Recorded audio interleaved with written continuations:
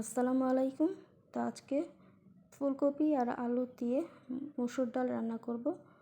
তো এখানে ফুলকপি আর আলুটাকে ছোট ছোট করে কেটে ভালো করে ধুয়ে পানি ঝরিয়ে নিয়েছি। আর সাথে এখানে মসুর ডাল নিয়েছি, মসুর ডালটাকে ভালো করে ধুয়ে নিয়েছি। তো এখন এর মধ্যে কাঁচামরিচ দিয়ে দিচ্ছি। তো কাঁচামরিচটা আপনারা যেরকম ঝাল খাবেন তো সেই অনুপাতে অ্যাড করে দিবেন। তো এটা একটু ঝাল ঝাল খেতেই ভালো লাগে, এই জন্য কাঁচামরিচের পরিমাণ একটু বেশি করেই দিয়েছি। এরপর দিয়েছি পেঁয়াজ কুচি, আদা রসুন বাটা, স্বাদ মতো লবণ, পরিমাণ মতো তেল, হলুদ গুঁড়া।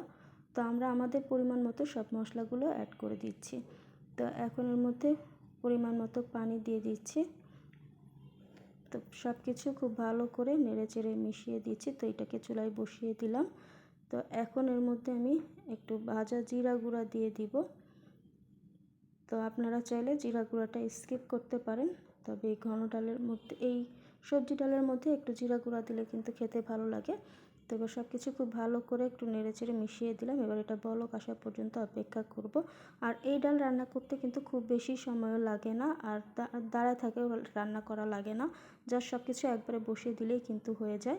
তো এই যে এই পর্যায়ে যখন ডালটা হয়ে যাবে, প্রায় হয়ে এসেছে, ডালটা কিন্তু প্রায় সেদ্ধ হয়ে গেছে। তো এই পর্যায়ে আমি এর মধ্যে একটি টমেটো ফালি করে দিয়েছি, আর পরিমাণ মতো ধনেপাতা কুচি করে দিলাম। এবার সব কিছু ভালো করে নেড়েচেড়ে মিশিয়ে দিচ্ছি।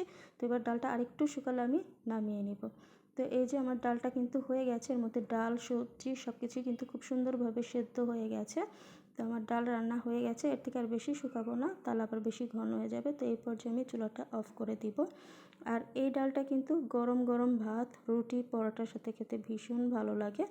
তো এই ডালটা অবশ্যই আপনারা বাসায় একবার তৈরি করে খেয়ে দেখবেন, আশা করছি আপনাদের ভালো লাগবে। তাহলে আজকে পর্যন্ত, আল্লাহ হাফেজ।